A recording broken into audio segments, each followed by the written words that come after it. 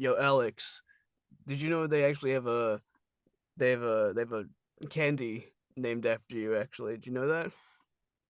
Do they? Yeah, it's Ferrero Rochon, right? Like, I've never thought of that one before. Really? That's like the first thing my first thing my mind went to. Um, I I don't know. Like, I mean, they do sound a little similar, but I've never really made that association in my head. Nah, well, today's first time for everything, you know. Apparently so. Hell yeah. But hey everybody, welcome back to another episode of OverVoice Season 3. Today I'm joined by the lovely Alex Rochon. Alex, would you like to introduce yourself, my friend? Hey, this is Alex Rochon. You may or may not know me as the voice of Caine from the Amazing Digital Circus, except it's a little less polished right now because I'm just getting over a cold. So, Nah, you're all good. but Vic says I sound pretty decent, so Yeah, of course I'll you always yeah, sound decent. So don't even worry about it, man. bye, thank you. Anyways, I am very glad to be here. Hell yeah, I'm really glad to have you on, man. I appreciate you and your time and you saying yes, to be honest, to this random Oh, thing I do. nah, man, it's all good. Hell yeah. So, But what do we yeah. got planned? Anything special? Ooh, well, we'll see how it goes. But first and foremost, what how'd you get into voice acting and what's your journey been like so far? How I got into voice acting. Oh my god, you want the short story or the long? Oh, let's go for long. Let's hear all of Okay, it. so the long story is like I've for whatever reason I've always been attached to like I don't know, like cartoons. Like growing up I watched a lot of Power Rangers. And I gravitated to microphones for whatever reason. Like I had this old Fisher Price tape cassette recording thing, and I would sometimes like dub myself like mimicking what I was watching in like cartoons or again Power Rangers. So it's just like one of those things that like it's always kind of stuck with me and always something I've enjoyed. Then I did like a Halloween play in fourth grade, and they needed someone to be a Dracula. Mm. So I did the standard blah and Dracula voice, and they seemed to kind of dig it. So I was in that. That's good. Uh, what else? Like in high school, I started a YouTube channel, which some of you might know. I did narration for videos about like some of my favorite video games and stuff like that. Um, I was in musical theater for a while, Nice. and then I decided, you know what, all this stuff is kind of converging around voice acting, so I figured, yeah, what the hell? Why don't I try this out? And I've kind Yeah. of like been on and off like practicing this for gosh, like a decade actually. Oh wow. Uh yeah, I haven't really gotten a lot of traction over those years, but I'll get into why I think this has suddenly taken off for me somewhere down the road. Oh yeah, sure. Mhm. But yeah, that's really good. That's a really nice, interesting journey you got there. I didn't know you've been doing this for a decade. That's crazy. Yeah, again, not much traction, but people go at their own paces. So, Yeah, exactly. Like honestly, it's really hard to tell how things go in like a decade, to be honest. Like some people yeah. start hit the ground running, some people take a while. So, but don't worry. Like I think you're at a pretty good place right now, and I think that's really great. Oh, absolutely. Like this is I mean, if I'd started like most of my journey in 2013 or something like that, I wasn't very good. No one's So it was just no one's good when they start. Don't trust oh me. yeah, yeah. Yeah. And it's taken a lot of like taking classes, auditionings, a lot of trial, a lot of error. Mm. And yeah, that's what it takes, I think. Yeah, I think so. It's very much a long marathon type thing, and you gotta really see what sticks for you by making mistakes and failing a lot. But yeah, because it's like 1 out of 20 auditions you book or something like that. It's something like that. So like Hmm. so you're gonna face a lot of rejection during this your time, and the more you Mhm. do it, the better you get. So like usually that Yeah. number becomes less over time, which is great. But it's a marathon. People go at different paces, so don't worry. But you'll get to the end Mhm. goal at some point because everyone does. It just depends what it is and when it happens, you know. Yeah. But yeah, I wanted to ask. Let's uh let's talk about Mr. Caine, Mr. Caine man. Oh Yeah, boy. hell yeah. But The yeah, man I of the hour. hell yeah. You introduced yourself as him, so of course he is. I was gonna say, yeah, like since booking him and like seeing how you know much Digital Circus is like taken off, like how's it like you know sort of affected you in your life, like in your career, I guess. Yeah. Okay, so the story I will always come back to is the moment Digital Circus first premiered. That was mere weeks before I was going on a trip to LA Oh where yeah. I planned on proposing to my then fiance. Oh nice. And Congratulations, by the so way. thank you. That went off without a hitch. The day we arrived in LA, it hit 50 million views, the Oh pilot, my which I was god. not anticipating. And then, like, while we're in LA, we meet Lizzie for the first time. Nice. And then, like, after that, things just keep escalating. Like, people have asked me to be in other things, which I can't really talk about. Oh yeah, keep us NDA Oh yeah, sealed. yeah, yeah. Like, I've been invited to conventions. Like, the first convention as a guest I've ever been a part of was MomoCon just a few months ago, which Nice. that was one of the best experiences of my entire life. Yeah. And yeah, like, all of this has kind of happened in a very weird, like, transitional period because, like, unfortunately, I also lost my job at the start of the year. Oh, sorry to hear But, about that, man. like, in a weird way, I'm not really upset about it because, like,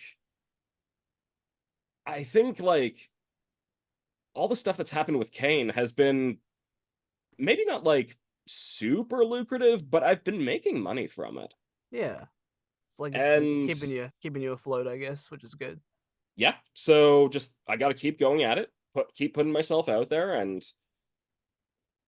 this has been like if the ball just keeps rolling like it has been, I think this can be like or I think Digital Circus has probably been the single most impactful thing that's happened to me in a long ass time.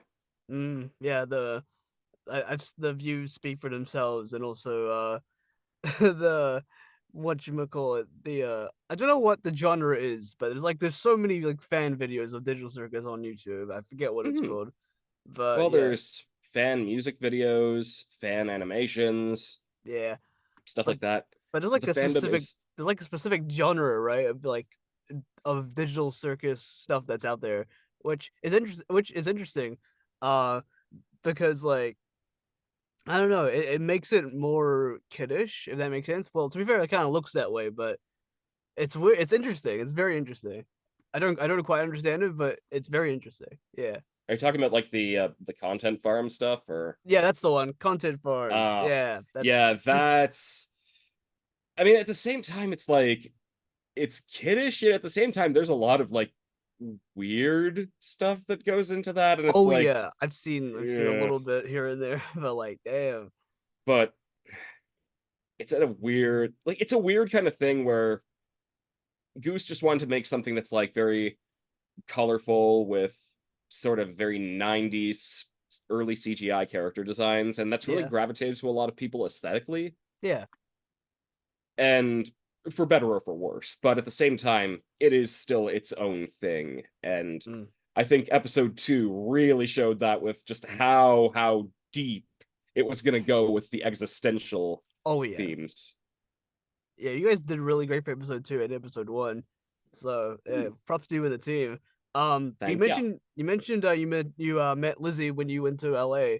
Yep, I'm guessing Lizzie Freeman, right? From of course, of course. yeah, the Lizzie Freeman. That's crazy. What's she like in person? Oh, she's pretty kind. Like, Yeah. I mean, I've only met her like her there and at MomoCon so far, but Oh yeah. I've really liked it. Like, she's been pretty sociable. She's talked a lot about just how wild of a journey this has been for her too. Mm. Just seeing how much this has exploded beyond her wildest expectations. Because like Yeah. she's bear in mind she's already like in video games, anime. Like Yeah. she's got a name for herself, and then somehow this weird show that nobody had ever heard about at this point just blows up, and it's like, Yeah. yo, um, but yeah, she was cool. We took a lot of fun photos together. Hell yeah. Mhm, Because I knew of Lizzie through because I know she's in JoJo's and I'm a huge JoJo fan, and mhm. she's also in Spooky Month as well. I think that's all I knew her from. Oh yeah. But then Wow, she's in a lot of indie animation, come to think of it. yeah, but she's also been doing this for like a long time as well. Actually, Oh yeah. I think what was it? I think I got recommended like an old like interview from like I would say like 10 years ago on YouTube for like the recommended pages because you know how weird it is. Mhm. Um and yeah, so like she's been doing it for a while as well. So in a weird way, Absolutely, you guys yes. have like that same like sort of like longevity as well, which is really interesting. Yeah, like we've both started by doing a lot of fan projects. In fact, we met because of a Oh, fan project that we were a part of together. oh, nice. So Which project was it, if you don't mind it me asking? was a my life as a teenage robot Mm. series that was sort of intended to like continue the story of the show before it got canceled. Um, it hasn't really. Well, you know what? That's wrong. It has actually made like a nice little fan animation since. Mm. Nice. And I do believe they plan on making more. It's just, I believe, I remember, I think I spoke to the creator of the show at MomoCon. He went to my Oh, table cool. and we spoke. It was a nice little meeting of the minds. I think, I think at one point he mentioned like maybe biting off a little too much, a little bit more than he could chew with making, Yeah. two whole animated series meant to continue a story of a famous cartoon. Oh yeah. But it was a fun little project, Yeah. and I hope wherever he goes with it, like, or whatever he does in the future, because even like the little short he put out recently, I think it Mm. was called XJ9 and the Cat. Oh It yeah. was really well done. Mm. So yeah, check him out. I'll have to have a look. Yeah. I just wanted to ask, because MomoCon was your first con that you were a guest at. So, what was like your, Oh, how to feel like being behind the table? sorry, my phone is. I need to turn this thing off because It's getting in the way of my headphones now, and it's like, bleh. Ah, that makes sense. No, you're all good. Okay. Just let me know if it's all off. All right. Alex's iPhone lost. All right, there we go. All right, Awesome. so sorry, what were you asking? Oh yeah, no worries. Because I know you were a guest at MomoCon, and Yep. that was your first con you went to as a guest. So like, what was Mhm. it like being like behind the table for the first time and It meeting people? was kind of a trip. Like, it was a lot easier, I think, and a lot more natural than I was expecting it to be. And but I feel like every day kind of became a blur after a while. Like, I Yeah. spoke with so many people day after day that it's like, oh my God, like I can't remember absolutely every interaction I've ever had. And it's like, it's so weird. It was like just a machine moving along and along. And it's like, Mm, I, but that said, it's like, I do remember some of the people I spoke to and met. Like, there were some people who showed off some great artwork, told me a mm, lot of their personal stories and how they might want to go into animation or voice acting. And nice. some things like that really, really stuck with me. Mm, So it was it was fun kind of feeling like I was giving back in that sense, even if it is just for at the end of the day signing an autograph. yeah. But like I think meeting like the fans and stuff is like a really like rewarding feeling, in of itself, because Yeah. these people like really like what you do, and some of the and it probably means a lot to them as well, So like I feel like it's a nice little exchange between the two people in the sense that because you're happy to be there, and they're also happy to be there, which is really cool. Hmm. Hell yeah. But yeah, I also wanted to ask. I'm just really interested. Um, how does I'm trying to like piece together in my mind, but how does Caine speak without biting his eyeballs? Like I don't. I'm still trying to figure that out. Hard work and determination. That sounds about right. Cause like, are his eyes just like always floating, or I'm trying to figure it out. He does it just because that is who he is. Yeah. I also really like the fact that I think it was like the preview for episode 2 and like the future episodes where that he's like Kane's like canonically not aware of the content farms. I don't know why. That made me giggle for like And 20 the minutes. internet in general.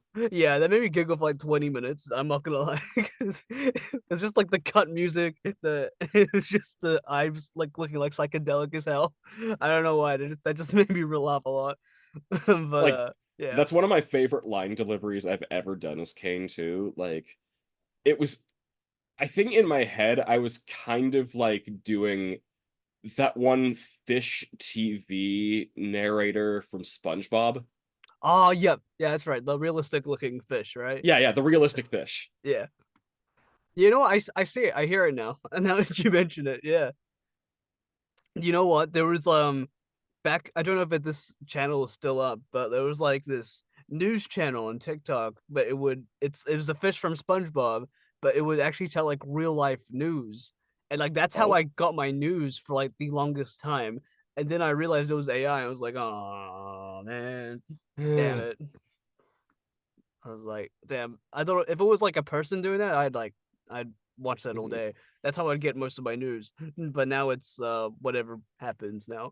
But on like social media and stuff. But yeah, I also wanted to ask as well because you met Lizzie, but have you met the other Mhm. castmates as well? I haven't yet, Oh but yeah. that's going to change in like a month and a half. Oh nice. You going to another con? Yes, we are all going to be at CadabraCon in Mm. Corpus Christi, Texas. Ooh, okay. And that's at the start of October. I believe it's the 4th through the 6th. Oh yeah. So not too far away. Yeah. Yeah. And that is going to be very trippy. I guess so, but I guess you've met Lizzie before. I just the other people might have it might be a bit it might be crazy because like I assume because you guys didn't record in like the same sort of like call or anything, right? It's all like separate. Mhm. So like Yeah. I guess all meetings together is I guess it would be pretty trippy. Yeah. Mhm. Although, I mean, at this point, we've been in a bunch of calls together, done streamily things Yeah, together. So that's true. it's more just going to be like formal introduction, I guess. Yeah. Because I was gonna say you guys did like I swear you guys have done like stream leads in the past. I think I actually attended one for like a couple minutes. Uh Nice. yeah, Well, because thank you for doing that. no worries, man. My friend Vera in the show. She's Lulu Lalu, so Yeah. I asked her to give me a little print. She was really happy, so that made me happy as well. Um, Mhm. but but yeah, dude, I wanted to ask like what kind of like because you mentioned you memorized a lot of cartoons and also like Power Rangers as well, but like what kind of cartoons kind of like inspired you to like make the plunge into like voice acting? Oh, dear. Like, I feel like at this point I could just go down the whole list of like my favorite cartoons. And I mean, growing up, I feel like my favorite show, and right now I can hear Marissa just like chomping at the bit, Oh yeah. is was Digimon. I was a Digimon kid growing Oh up, yeah. like Yeah. especially the first season and the third season. Those I Mm. think had some of the best performances. It kind of got like some real drama out of like kids fighting with monsters. Yeah. Like I thought that's definitely like one of my favorites in terms of like perspective influences. But if like I also watched a lot of stuff like Codename Kids Next Door. Yeah. What were some other like big influences on me? Like I would say those are pretty big, but Yeah. I can't overstate how big Power Rangers was as well, Mm. because my lord, I like the ham levels in that Oh show, yeah. like have been like a huge influence. Like I grew up with a lot of game shows as well, which Mm. probably like makes a lot of sense given who Caine is. True. Yeah. So Yeah. put like the announcer heavy like game shows plus all the ham of Power Rangers together and you've got whatever this is. You know what? I do see it because Power Rangers was actually banned in New Zealand for like a long time. I think it's like Which is hilarious given yeah. it's filmed there. Yeah, it used to be filmed there. Yeah, yeah. It's back in the US now. The Mhm. last year of filming was last year actually. But Yes. it's so weird. Like 2011 onwards, that's when we finally got Power Rangers, and it was not from the start, mind you. It was just Power Rangers Samurai. So if you wanted to really start with Power Rangers, you have to like wait a few more years until like it all came on Netflix and just watch from there. Mhm. So, but my granddad, he is able to get like some VHS tapes from the US, and that's how I watched Power Rangers when I was a bit younger. So Hmm. I know a decent amount about it, not a huge amount. I think all I know is like it's mainly like the first season, with like Rita, Lord Zed, and all that stuff. Oh, So those are the classics. yeah, the classic stuff. But The I've seen classics like where they would end up fighting like wrapping monsters with pumpkins for heads or evil yeah. pizzas that are trying to bake them into a pizza pie. Yeah, that's right. I forgot about that. But yeah, I've seen like a few clips of the newer stuff as well, and I'm still kind of glad it keeps the campiness of it still. But Oh yeah. it's just on a higher budget because of time. But yeah, Hmm. it's actually really funny you mentioned Digimon because I watched a little bit of Digimon, but the whole reason my Twitter exists is because there's like this Digimon mobile game. I don't know if it's still out now. But you can collect rewards by posting on Twitter. Because it's like one of those like things like those gotcha games that if you post this, you'll get like this weird currency. So I ended up just posting a lot of early Digimon stuff to collect my prizes when I started Twitter. But like then it was like 4 years later. It was like okay, let's make it a voice acting account now. So the jump Hmm. was very weird, but yeah, it was nice. I love Digimon. But I also wanted to ask, what was it like, getting a plushie of your character and all that? I have the marketable plushies now. Hell It's yeah. like, I mean, my room is like kind of full of them. Like, I've got stuff from Pokemon. My fiance's got a lot of stuff from, well, who am I kidding? Both of us like love Pusheen the cat. Nice. Um, right beside me, I've got a Quagsire from Pokemon. Yeah. Hell yeah. So, I mean, to think that I have a character that is now in these vaunted halls of just squishy fun. It's just like cool. Hell yeah. Plus, don't you guys have like is it Androids coming out soonish? I don't remember. There's a Pomni Metroid or Nendoroid Metroid. Metroid. Oh my god. But I'm sure like the rest of the characters will get some at some point. I'm sure Caine is probably next, but yeah. If Caine gets a Nendoroid, I think I'll lose my mind. I'm also curious how they would make that because considering like his eyes are just like floating up. It's like how on like amiibos where it's like the Smash Bros. Amiibos where characters have like different poses. They'll have to like have like a white little stick thing to hold them in place if they're floating or something.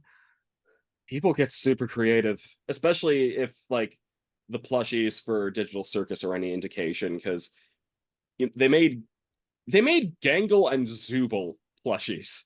That's not an That's easy feat. Oh yeah, Zooble sounds like a task Mhm. to make. Also, just animate in general. I feel like well, actually no. I mean I don't really know the ins and outs of 3D animation, but like I'm guessing like all the rigging and stuff might have taken a while for Zooble specifically. I don't maybe you could get in touch with Kevin Temmer about that because he'd certainly know a lot more about the process than I do. Oh yeah, fair enough. But yeah, Alex, I have one last question for you, my dude, and Alrighty. it's a bit of a biggie, but what keeps you going, man? What keeps me going? Well, the idea that my story's not done yet. Oh, I like that. I like that a lot. Hell yeah. I don't know what the heck's out there. Like, if what I can change out there, like what stories I can tell, adventures to be had. I, yeah, like I travel with my fiance a lot. I Nice. like telling stories as part of being an actor. And just being around to hear people say that I made their lives a little brighter just by, I don't know, making them laugh a bit. That's always the stuff that keeps me going because it's like, hey, I mean, it's little. It's not like I'm inventing the next big, like, I don't know, perpetual motion engine or things like that. At the end of the day, I'm a wacky guy that likes making people laugh and get a little out of the life that they're living. Hell yeah. I think That's that's kind of where I'm at. yeah, I think that's all I think it's all you can really hope for, right? With people reacting to like your characters and also how people perceive your characters as well. If it makes it if it's a positive experience, that's you've pretty much done your job well, you know. And I guess it kind of goes a little bit beyond your job as well. It's also just like it's also just really nice, you know. Yeah. I mean, time will tell if, like, Caine entertaining people will maintain that momentum because, I mean, he did do all the gummy goo stuff. Ooh. Oh yeah, that's right. He did do all that. And then I've been tormenting my fans nonstop anytime I can get the chance Oh, that's true. about that. That's true. I mean, Someone, you have a lot of film theories about your about Canes and all that, oh you my know. God, like people brought like a bag of gummy crocodiles or alligators, whichever it is, to MomoCon. Oh my And god. I did all sorts of like video or photos of like myself like biting into it. Like the alligators had no heads. One of them in the bag had no head anyways. Like I didn't Oh even have to wow. bite it off. It just it came out like a print error, and I was just like, I thought, Lizzie, can you like pose with this and look absolutely terrified? It's like, hey Pomni, I made you a new gummy goo, but I think he came out a bit wrong. A little headless. That's amazing. That means that picture is around here somewhere, on It's floating. on my Twitter. You can find it. I will. I'm looking for that right away. But It's through May, the end of May. oh, okay, that's pretty recent. I'll have to have a look. But yeah, this interview comes to a close. Alex, thank you so much for coming on, dude. I appreciate you, man. Hey, not a problem. Thank you for having me. Hell yeah. And Alex, where can people find you on social media and stuff? You can find me most of the time on Twitter at Alex Rochon VA. Hell yeah. And you can also find me on Instagram at the same address, although I don't really use it that much. So, That's fair. But yeah. Anywhere else? oh, not really. Hell yeah. I'll make sure to link those two in the description. But Alex, I have a question I'm gonna put you in the spot a little bit here, but Oh, which uh which voice actors would you like to see next on the Overvoice hot seat? what voice actors would I like to see on the podcast? Yeah. Have you ever had Lizzie? No, I've not. I have no idea on. Hmm. Hmm. Something to think about. Yeah, I would love I'm to though. always gonna also gonna shout out Amanda Hufford, who plays Hmm. Ragatha, Yeah. Michael Kovach, who plays Jax. Hell yeah. Really, just anyone on the cast. Yeah. Hell yeah. It's Get their perspectives on this weird phenomenon that is digital circus. yeah, because technically you're the second Digital Circus actor I've had on here. The first one was Vera a while ago. But yeah, if I can do the whole cast, then oh, absolutely, that'd be great. That'd be awesome. Hmm. Hell yeah. But yeah, thank you again, Alex, for your time, man. Like, and I appreciate you I appreciate it very much because you're a very Hey, busy man. hey, I appreciate you, Vic. I mean, I haven't really been that busy apart from just lying in bed healing from this cold, but Hey, that sounds pretty busy to me. yeah, it is a use of my time. Hell yeah. But yeah, thank you again for coming on. Thank you Hey, guys so thank you for having much. me, Vic. Hey, And thank you, man. And thank you guys so much for watching. And we'll see you guys for the next interview. Bye, everybody. right, cheers.